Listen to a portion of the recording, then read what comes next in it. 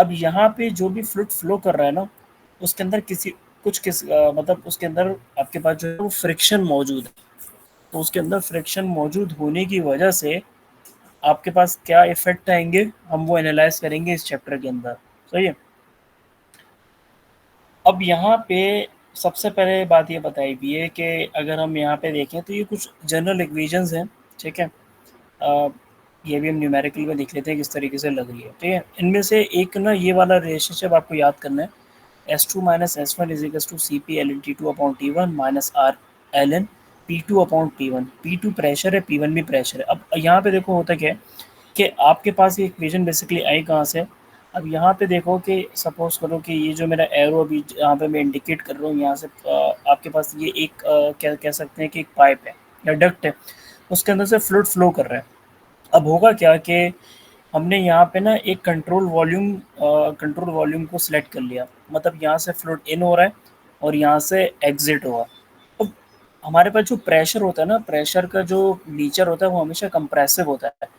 तो प्रेशर यहाँ से भी मतलब यहाँ से भी आपके पास कंप्रेसिव नेचर होता है, तो यहाँ से भी प्रेशर इस कंट्रोल वॉल्यूम पे लग रहा होगा और यहाँ पे लग रहा होगा। ठीक है। तो यहाँ पे हमारे पे कंटिन्यूटी इक्वेशन क्या कहती है कि मास फ्लो रेट जो इनलेट पे होगा, मतलब ये कंट्रोल वॉल्यूम से इनलेट पे है, वही इस कंट्रोल वॉल्यूम के बाहर होगा। ठीक है। दूसरी चीज़ ये कि अगर हम मोमेंटम इक्वेशन लगाएं, जैसा हम पढ़ते थे ना कि समीशन ऑफ एफ इज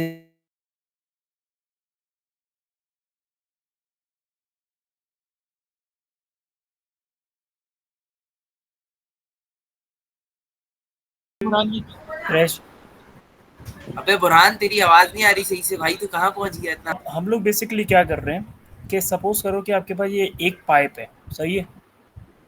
अब हमारे पास क्या होता है कि इस पाइप के अंदर से कोई फ्लूइड फ्लो कर रहा है। तो पिछले जो चैप्टर्स थे हम लोग ने पढ़ा था कि जो भी फ्लूइड फ्लो करेगा वो फ्रिक्शन लेस होगा, उसमें किसी किस्म की फ्रिक्शन नहीं होगी। आज जो हम पढ़ने जा रहे हैं तो उसके अंदर क्या होगा कि इस पाइप के अंदर से जो भी फ्लूइड फ्लो कर रहा है ना, अब हमारे पास ना फ्रिक्शन मौजूद है। तो जब वो फ्रिक्शन मौजूद होगी तो वो क्या इफेक्ट डालेगी फ्लूइड फ्लो पे। अब हमने क्या किया कि यहाँ पे एक कंट्रोल वॉल्यूम अज्यूम कर लिया। ये जो मैं लाइन बना रहा हूँ ना, ये कंट्रोल वॉल्यूम है। ठीक है। ये कंट्रोल वॉल्यूम है। अब होगा क्या कि इस कंट्रोल वॉल्यूम की रिस्पेक्ट से एयर यहाँ से इन हुई और यहाँ से कंट्रोल वॉल्यूम से निकलते हुए इस पॉइंट से एयर आउट होगी। ठीक है। ये बात आपको समझ आई होगी। अब होता क्या है कि प्रेशर का जो नेचर होता है ना वो हमेशा कंप्रेसिव होता है। तो इस पॉइंट पे भी प्रेशर लग रहा होगा यहाँ से, और इस पॉइंट से भी प्रेशर लग रहा होगा यहाँ से। ठीक है। तो अब होगा क्या, कंटिन्यूटी इक्वेशन क्या कहती है कि हमारा जो मास फ्लो रेट होगा वो कांस्टेंट होगा। तो यहाँ पे जो मास फ्लो रेट होगा m.1, वो यहाँ की जो मास फ्लो रेट होगा m.2 उसके बराबर आएगा। ठीक है। तो ये कंटिन्यूटी इक्वेशन कहलाती है। अब दूसरी जो हमारे पास इक्वेशन होती है वो क्या होती है, वो होती है मोमेंटम इक्वेशन। मोमेंटम इक्वेशन क्या कहती है, अब यहाँ पे जो प्रेशर है वो मोमेंटम इक्वेशन बेसिकली क्या होती है, मोमेंटम इक्वेशन होती है समीशन ऑफ एफ। ठीक है। और ये बराबर होती है किसके, मास फ्लो रेट। ठीक है। मास flow rate multiply by velocity के, मतलब चेंज इन वेलोसिटी। अब अगर आप देखो तो यहाँ पे प्रेशर लग रहा है, तो ये प्रेशर क्या हो जाएगा P1। ठीक है। अब यहाँ पे प्रेशर लग रहा है तो यहाँ का जो प्रेशर होगा वो हो जाएगा P2। अब ये जो डक्ट है या पाइप है इसका कुछ ना कुछ एरिया भी तो होगा, और एरिया कांस्टेंट है। तो इसका मतलब क्या हो जाएगा, अगर मैं इसको एरिया से मल्टीप्लाई करा दूं तो ये फोर्स बन जाएगी। अगर मैं इसको एरिया से मल्टीप्लाई करा दूं तो ये फोर्स बन जाएगी। सिमिलर वे में अगर मैं इसको एरिया से मल्टीप्लाई करा दूं तो ये भी फोर्स बन जाएगी। तो इसका मतलब ये हुआ कि मैं ये वाली डायरेक्शन में, इस डायरेक्शन में, मतलब इस डायरेक्शन में जो फोर्स आ रही है उनको पॉजिटिव अज्यूम कर रहा हूँ। तो ये हो जाएगा P1 A1। ठीक है। मतलब ये वाली इक्वेशन बन जाएगी।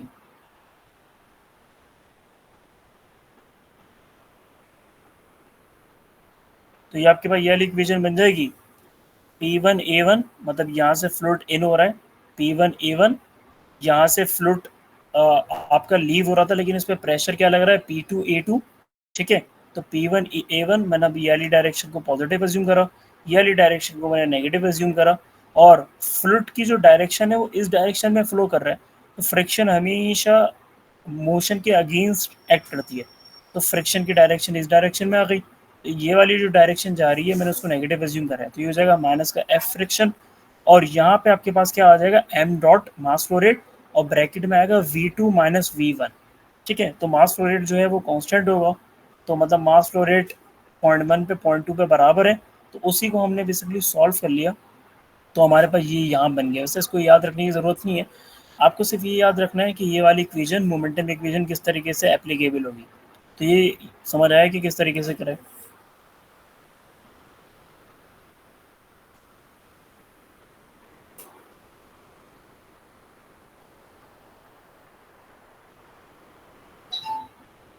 अब अगर हम यहाँ पे देखें तो आपको क्या चीज़ याद करनी है, आपको मोमेंटम इक्वेशन समझ आ गई होगी किस तरीके से लगानी है, और दूसरी चीज़ ये है कि आपको ना ये फार्मूला याद रखना है कि चेंज इन एंट्रोपी का फार्मूला ये वाला। तो चेंज इन एंट्रोपी का फार्मूला क्या है, S2 माइनस S1, मतलब अब देखो फ्रिक्शन के इफेक्ट की वजह से आपके पास जो एंट्रोपी होगी ना वो भी चेंज होगी। तो अब क्योंकि अब देखो इसके अंदर होता ही है, हमारे पास हम लोग जो पहले पढ़ रहे थे ना, जो भी हमारा फ्लूइड फ्लो कर रहा था वो आइसेंट्रोपिक था। आइसेंट्रोपिक के लिए हमारे पास ना दो कंडीशन होती हैं, दो कंडीशन जब वो सेटिस्फाई करेंगी तो हम किसी भी प्रोसेस को कराएंगे, कहेंगे आइसेंट्रोपिक। पहली कंडीशन क्या होती है, आपका जो प्रोसेस हो वो एडियाबैटिक हो। एडियाबैटिक से मुराद किसी किस्म का हीट ना तो सिस्टम के अंदर इन हो रही हो ना ही सिस्टम से बाहर हो रही हो। तो यहाँ पे हम क्लियरली देख सकते हैं कि आपका जो भी सिस्टम है उसके अंदर किसी भी किस्म की हीट इन नहीं हो रही और ना ही किसी किस्म की हीट आउट हो रही है। तो ये सिस्टम एडियाबैटिक तो है, लेकिन आइसेंट्रोपिक के लिए दूसरी कंडीशन क्या होती है, आपका जो भी फ्लो है वो रिवर्सिबल हो, क्योंकि आपके पास फ्रिक्शन का फैक्टर इंड्यूस हो गया यहाँ पे, तो उस फ्रिक्शन की वजह से आपका जो भी प्रोसेस होगा अब वो इरिवर्सिबल बन जाएगा। तो इरिवर्सिबल होने की वजह से आपका ये जो प्रोसेस कहलाएगा वो आइसेंट्रोपिक नहीं कहलाएगा, मतलब इसकी एंट्रोपी सेम नहीं होगी। तो जब वो 1 से लेके पॉइंट 2 तक के फ्लूइड फ्लो करेगा तो उसकी एंट्रोपी हमेशा चेंज होगी। जब भी हमने यहाँ पे ये रिलेशनशिप लिखा है, S2 माइनस S1 बराबर होगा CP ln T2 minus T1 minus R ln P2 divide by P1। ये तो ये प्रेशर का रेशो है, तो ये आपको रिलेशनशिप याद रखना है। ठीक है, अब हम आगे बढ़ूँ, यहाँ तक समझ आया।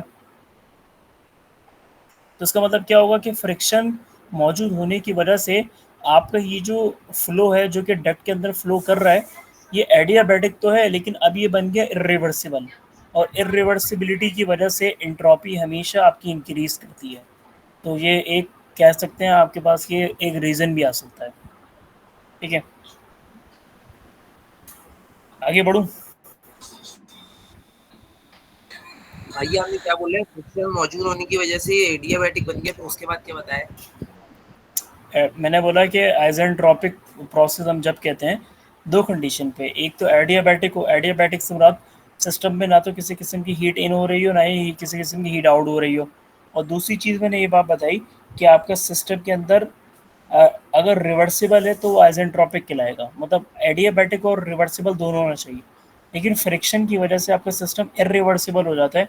तो अब ये इस कंडीशन में एडियाबैटिक तो कहलाएगा क्योंकि किसी किस्म की ना तो हीट इन हो रही है ना ही हीट आउट हो रही है, लेकिन फ्रिक्शन की वजह से इरिवर्सिबल बन गया। तो दैट्स वाई यहाँ पे इसकी एंट्रोपी चेंज हो रही है जब ये पॉइंट 1 से पॉइंट 2 पे फ्लो करेगा। और जब भी यहाँ पे हमने इसका डिफरेंस लिखा हुआ है कि S2 माइनस S1 बराबर है CP ln T2 upon T1 minus का R ln P2 upon P1। ठीक है, तो आपको ये रिलेशनशिप याद रखना है बस। ठीक है, अच्छा अब अगर हम यहाँ पे देखें तो अब न्यूमेरिकल देख लेते हैं। न्यूमेरिकल बहुत स्ट्रेट फॉरवर्ड और सिंपल सा है। अच्छा यहाँ पे क्या है कि एक इंसुलेटेड ट्यूब है। अच्छा ट्यूब जो है वो 1 से लेके पॉइंट 2 तक की ट्यूब है आपकी। अब इस ट्यूब का जो क्रॉस सेक्शनल एरिया है, क्रॉस सेक्शनल एरिया मतलब आपने उसको साइड से काट दिया और आपने उसको देख रहे हो सामने से। अच्छा इसका जो क्रॉस सेक्शनल एरिया वो 40 mm स्क्वायर है, और इसमें इस ट्यूब के अंदर से जो भी फ्लूइड फ्लो करा रहा हूँ तो उससे पहले मैंने कन्वर्जिंग नोजल को प्लेस कर दिया। तो वहाँ पे अब हमने बात पढ़ी थी, याद होगा अभी टर्बोजेट टर्बोफैन में भी पढ़ी थी कि नोजल के अंदर आपका जो स्टैग्नेशन टेम्परेचर होता है वो हमेशा कांस्टेंट रहता है, स्टैटिक वेरी करेगा स्टेगनेशन टेम्परेचर कांस्टेंट रहेगा। तो ये पॉइंट 1 से लेके ट्यूब है आपके पास, और इसको हमने एक कनेक्ट करा हुआ है एक डक्ट के साथ, कन्वर्जिंग डक्ट है। अच्छा, यहाँ पे स्टेगनेशन टेम्परेचर है T01 300 केल्विन, और स्टेगनेशन प्रेशर है 100 किलो पास्कल। ठीक है, अब आगे लिखा हुआ है कि at section 1 where the nozzle joins the constant area tube. तो ये देख सकते हो कि यहाँ से लेके इस पॉइंट 1 तक की कन्वर्जिंग डक्ट है। ठीक है, और 1 से लेके 2 तक के आपके पास क्या है, आपके पास अगर हम कहें तो ये आपके पास एक ट्यूब है। ठीक है, तो नोजल से आपके पास फ्लो आया, और फिर वो 1 से लेके 2 तक के फ्लो कर रहा है। आगे क्या कह रहा है कि where the nozzle joins the constant area surface the pressure is 95 kilo pascal. तो ये पॉइंट 1 पे जो प्रेशर है ना आपका 95 किलो पास्कल है। तो रिमेंबर यहाँ अभी जहाँ पे मैं एरो रखा हुआ हूँ, यहाँ से लेके इस पॉइंट 1 तक के आपका जो भी प्रेशर होगा, स्टेगनेशन प्रेशर, वो सेम रहेगा, जो कि रहेगा P01 is equal to 100 kilo pascal. ठीक है, अब आपको ये बात बताया कि डाउन स्ट्रीम का मतलब क्या होगा, जब मैं पॉइंट 1 से 2 की तरफ चलूँगा तो डाउन स्ट्रीम नीचे की तरफ आना, तो पॉइंट 2 पे आपका जो टेम्परेचर हो जाएगा वो है 290 केल्विन। हमें आप बताना है कि मास फ्लो रेट क्या है, स्टेगनेशन प्रेशर बताना है पॉइंट 2 पे क्या है, स्टेगनेशन प्रेशर मतलब आपका P02 बताना है। यहाँ पे P0 अब, क्योंकि देखो क्या हुआ, मैंने एक बात बताई कि यहाँ पे आपके पास ये जो डक्ट है, कन्वर्जेंट डक्ट, मतलब यहाँ से पॉइंट 1 तक की स्टेगनेशन प्रेशर और स्टेगनेशन टेम्परेचर सेम रहेगा, लेकिन जब आप पॉइंट 1 से 2 तक के फ्लो करोगे, स्टेगनेशन टेम्परेचर यहाँ पे भी सेम रहेगा, लेकिन स्टेगनेशन प्रेशर वेरी करेगा यहाँ पे। तो ये बात याद रखना कि पॉइंट 1 से लेके 2, क्योंकि एडियाबैटिक प्रोसेस है, तो एडियाबैटिक प्रोसेस में ना तो किसी किस्म की हीट इन हो रही है, ना ही हीट आउट हो रही है, तो आपका टेम्परेचर भी वेरी नहीं करेगा। तो T01 T02 बराबर रहेंगे, स्टेगनेशन टेम्परेचर सेम रहेगा, लेकिन स्टेगनेशन प्रेशर वेरी करेगा। तो पॉइंट 2 पे जो होगा वो पॉइंट 1 वाला नहीं होगा। तो हमें स्टेगनेशन प्रेशर बताना है, और फ्रिक्शनल फोर्सेस अच्छा, बतानी है, ये और अगर फ्रिक्शन कन्वर्जिंग डक्ट की पे 95 किलो पास्कल प्रेशर गिवन है, और यहाँ पे P01 गिवन है 100 किलो पास्कल। ठीक है, अब आपको पता है कि मैक सबसे पहले आपने क्या किया कि अब मैंने एक बात बताई थी कि इस पॉइंट से लेके जहाँ पे भी कर्सर है और ये पॉइंट 1 है, यहाँ तक कि आपका जो प्रोसेस है आइसेंट्रोपिक रहता है, मतलब यहाँ पे एंट्रोपी सेम है। ठीक है, तो यहाँ से लेके, और आपको पता है कि कन्वर्जिंग नोजल के अंदर अगर एंट्रोपी सेम होती है तो हम अपेंडिक्स सी यूज़ करते हैं। तो सबसे पहले हमने क्या किया कि पॉइंट 1 के प्रेशर को, जो स्टेगनेशन प्रेशर था P01 उससे डिवाइड कराया, तो ये आ गया P1 डिवाइड बाई P01। तो ये आपके पास कितना आ गया 0.95 आ गया। ठीक है, 0.95 आया। एक मिनट रुको, मैं टेबल खोल लूँ, तुम्हारा रहेगा।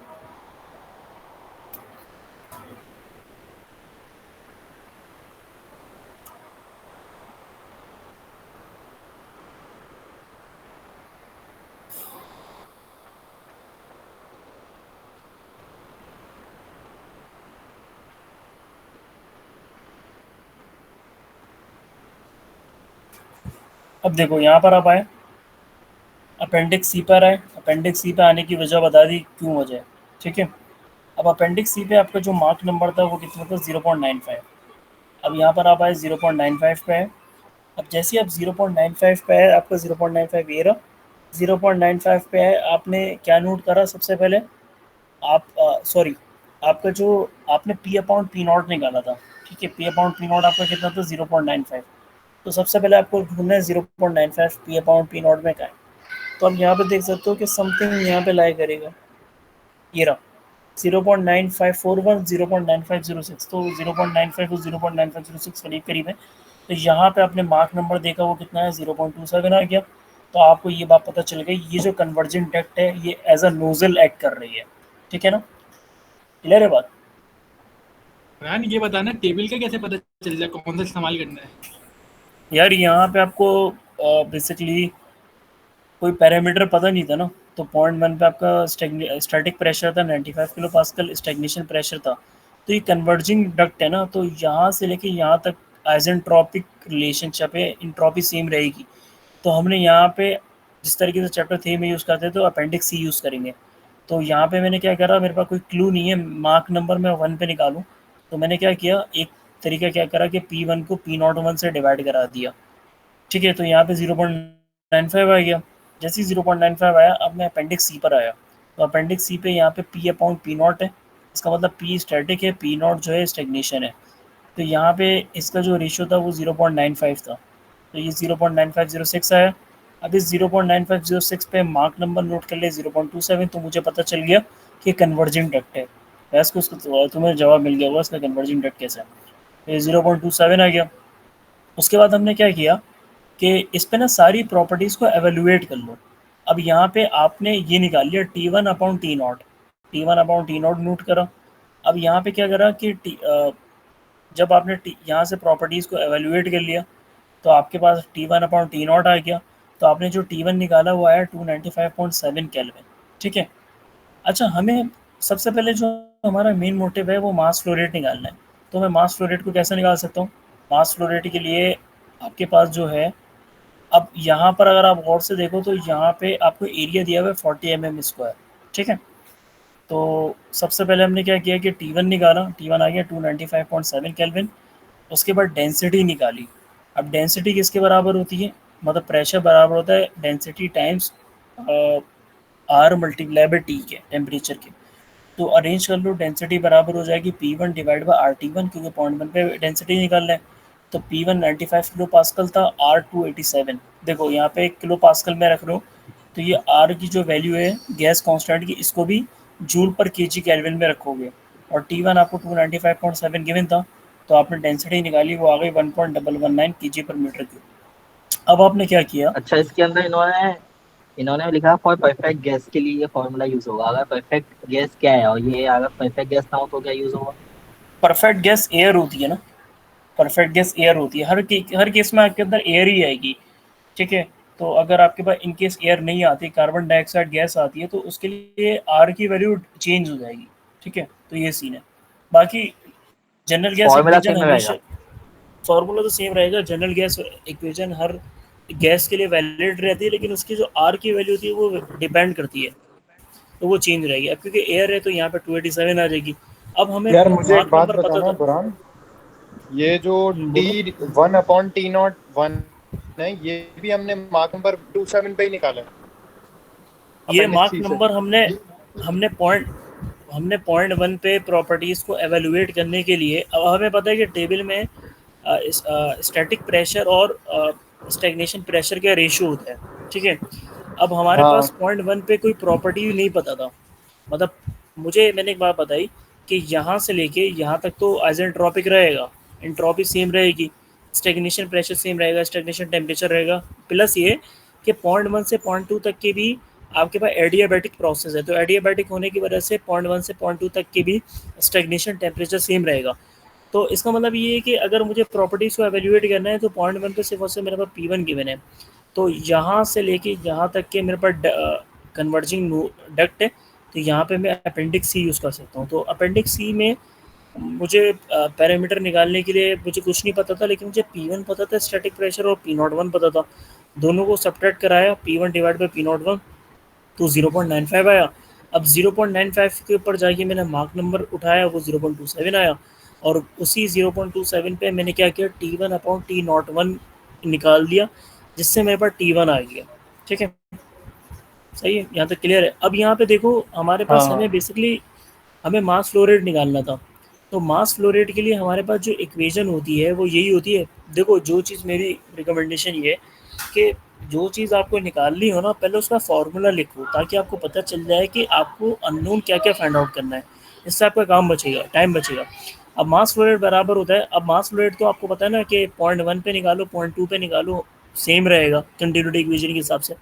तो m.1 बराबर होगा, मास फ्लो रेट बराबर होता है density multiply by area multiply by velocity. So it means you have to find density and velocity first. तो डेंसिटी निकालने के लिए हम क्या करेंगे, हमें T1 पता होना चाहिए था, तो उसके लिए हमने जब भी T1 निकाला 295.7 आ गया।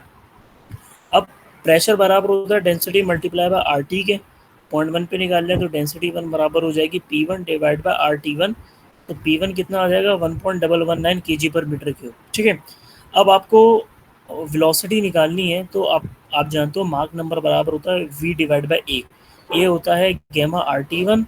क्योंकि पॉइंट वन की बात कर रहे हैं, मार्क नंबर इनलेट का पता है, तो वेलोसिटी V1 कितनी आ जाएगी, 93.1 मीटर पर सेकेंड। ठीक है। अब आपके पास सारे पैरामीटर्स आ गए, डेंसिटी आ गई, एरिया आपको पता था, क्योंकि अच्छा एरिया में लोग गलती क्या करेंगे, यहाँ पे 40 mm² है, तो आप क्या करो उसको 40 डिवाइड बाय 1000 मल्टीप्लाई बाय 1000 कर दो, तो आपके पास जो एरिया आएगा, या सिंपल क्या करो, मिलीमीटर स्क्वायर है ना, 40 को 1000 से डिवाइड करो और 1000 का स्क्वायर कर लो बस, तो आपके पास जो आंसर आएगा वो मीटर स्क्वायर आ रहेगा। तो आपने सारे पैरामीटर्स प्लग इन करे, तो आपके पास मास फ्लो रेट कितना आ गया, 4.16 एक्सपोनेंशियल -3 kg/s। ठीक है, यहाँ तक पहले तो बताओ सबको क्लियर है? हाँ जबरदस्त क्लियर है। चलिए, तुम्हें समझ आ रहा है सारा?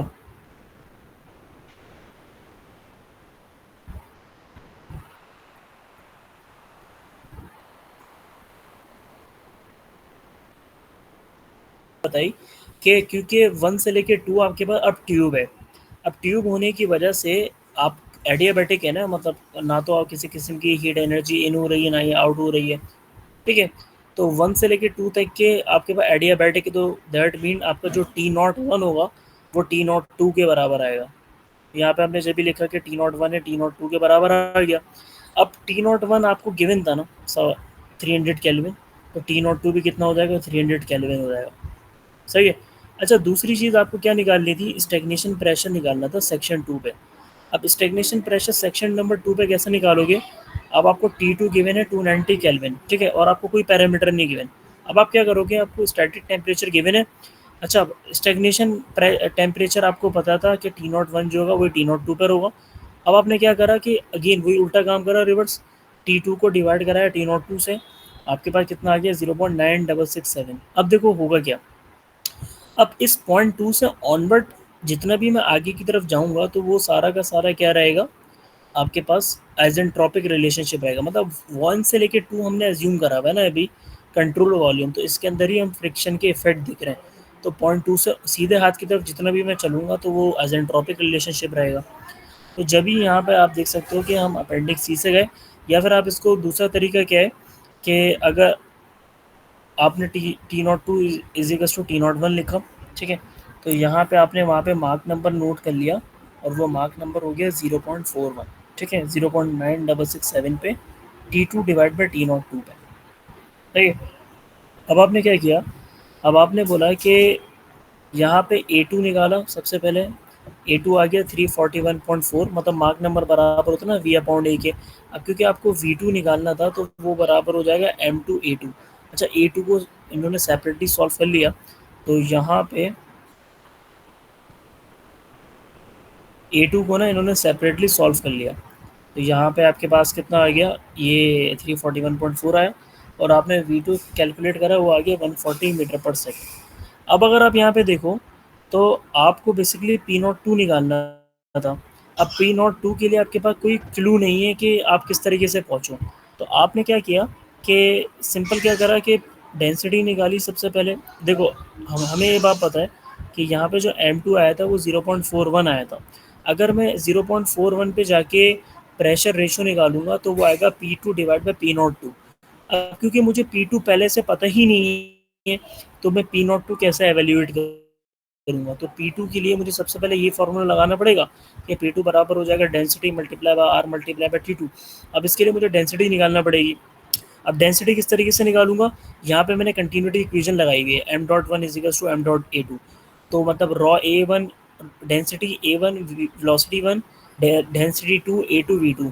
अब क्योंकि 1 से लेके 2 तक का जो एरिया है वो कांस्टेंट है ना, ठीक है, तो A1 और A2 तो वैसे ही कैंसिल आउट हो जाएंगे, तो आपके पास बच जाएगा density 1 area velocity 1 density 2 velocity 2।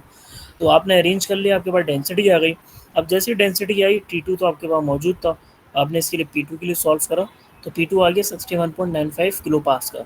तो आपने इसको यहाँ पे आपके पास मास फ्लो रेट निकालो डायरेक्ट, और V2 माइनस V1 से सब्ट्रैक्ट करा दो, क्योंकि आपने V2 ऊपर निकाला है V1 भी निकाला है, तो आपके पास एग्जैक्टली जो आंसर आएगा वो ये आ जाएगा। इसका मतलब आपके पास जो फ्रिक्शनल फोर्स है वो है 1.127 न्यूटन। ठीक है, समझ आया? बुरहान, तुमने जो शुरू में बोला था फार्मूला याद रखना, वो तो कहीं यहाँ पे इस्तेमाल नहीं हुआ। वो एंट्रोपी चेंज का था, ये वाला। हाँ, ये वाला। हाँ, ये एंट्रोपी चेंज अगर निकालने के लिए बोल दे तो तुम लगा देना इसको, अदरवाइज अच्छा, इसकी वैसे नीड नहीं है। अच्छा, ये एंड में अगर एडिशनल कुछ पूछा हुआ जब। हाँ, अब देखो हमारे पास ना यार ये फेनोलाइन one of adiabatic the case में भी, बुरहान, ये एडियाबेटिक के केस में भी जो वो है, वो अपेंडिक्स सी यूज हो रहा है ना? हाँ देखो ना, अब यहाँ पे इस केस के अंदर हम अभी मैंने एक बात बताई कि जो T01 होगा वही T02 होगा, सही है। लेकिन अगर मैं देखूँ हाँ। 0.2 से अगर मैं रेड की तरफ आगे बढ़ूँ, जो अभी जो मेरा माउस दिख रहा है, तो हम लोग जो है 1 से लेके 2 तक के ही कंट्रोल वॉल्यूम को एनालाइज कर रहे हैं ना। तो 2 से अगर मैं हाँ। सीधे हाथ की तरफ बढ़ूंगा तो वो स्टेग्नेशन हो जाएगा, स्टेग्नेशन हाँ। प्रॉपर्टीज होंगी ना। तो जब भी और 2 से लेके जैसे सीधे हाथ की तरफ बढ़ता जाऊंगा तो वो हमारे लिए एक तरीके से आइसेंट्रोपिक ही होगा। तो जब भी हमने यहाँ पे 0.2 पे अपेंडिक्स सी लगाया हुआ है, इसकी कोई और वजह नहीं है। अच्छा, मुझे भी एक बात पूछनी है कि अपेंडिक्स सी का जो लास्ट कॉलम वाला फॉर्मूला है, हमने पी नॉट टू उससे क्यों नहीं निकाला? उससे भी तो निकल सकता है। अपेंडिक्स सी का कौन सा? अपेंडिक्स सी का लास्ट कॉलम देखो, टी नॉट, जो T02 ओवर T2 था, उससे हम लास्ट कॉलम वाली वैल्यू निकालते, उसके अंदर वैल्यूज तमाम डालते, P2 आ जाता, P02। लास्ट लास्ट कॉलम कौन सा, ये वाला मास फ्लो रेट वाला? हाँ। लेकिन वो तो डिपेंड करता है ना, क्योंकि देखो यहाँ पे क्या? आपके पास जो नहीं, देखो आप ये नहीं लगा सकते। इसकी वजह क्यों है? क्योंकि आपके पास ये जो फॉर्मूला है ना, ये किस पे वैलिड है? आइसेंट्रोपिक फ्लो के लिए। अगर आप 0.2 के ऊपर ये फॉर्मूला लगाओगे तो एंट्रोपी तो सेम ही नहीं है मेरे भाई। 0.1 से लेके 0.2 तक की एंट्रोपी कहाँ सेम?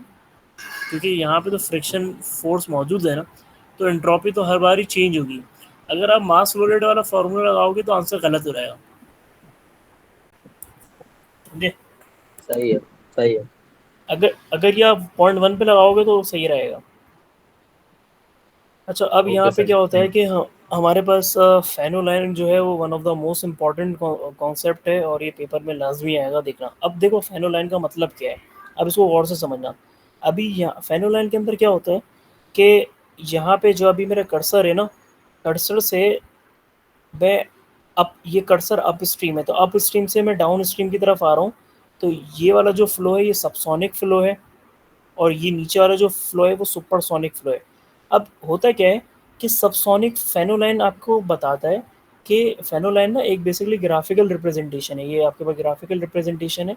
और फेनोलाइन आपको ये बात बताती है कि फ्रिक्शन की क्या इफेक्ट पड़ रहे हैं आपके पास कंप्रेसिबल फ्लूइड के ऊपर।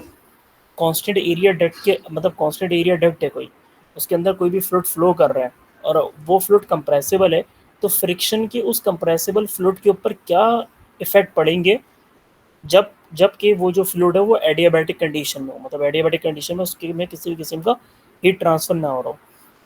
तो ये आप कर्व देख सकते हो, ये जो अभी जो मेरा कर्व है ना, मैं जहाँ से स्टार्ट कर रहा हूँ यहाँ से लेके यहाँ तक के आपके पास सबसोनिक फ्लो है, और नीचे से अगर मैं ऊपर की तरफ आऊँगा तो ये सुपरसोनिक है।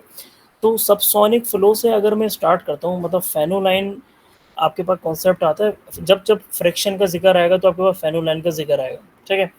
तो अगर तो आपके पास सबसोनिक फ्लो है, अगर आप सपोज करो आपके पास डक्ट थी, जैसे पीछे हमारे पास डक्ट है, अगर मैं यहाँ पे दिखाऊँ तो इस डक्ट में से अगर फ्लो कर रहा है, मतलब कोई भी गैस ले लो, तो अगर फ्रिक्शन के इफेक्ट मौजूद हैं, फ्रिक्शन वहाँ मौजूद है, तो फ्रिक्शन क्या करेगा, सबसोनिक फ्लो का मार्क नंबर बढ़ा देगा, ठीक है। और मैक्सिमम उसको कहाँ तक के लेके आएगा, उसको सोनिक कंडीशन तक के लिए आएगा।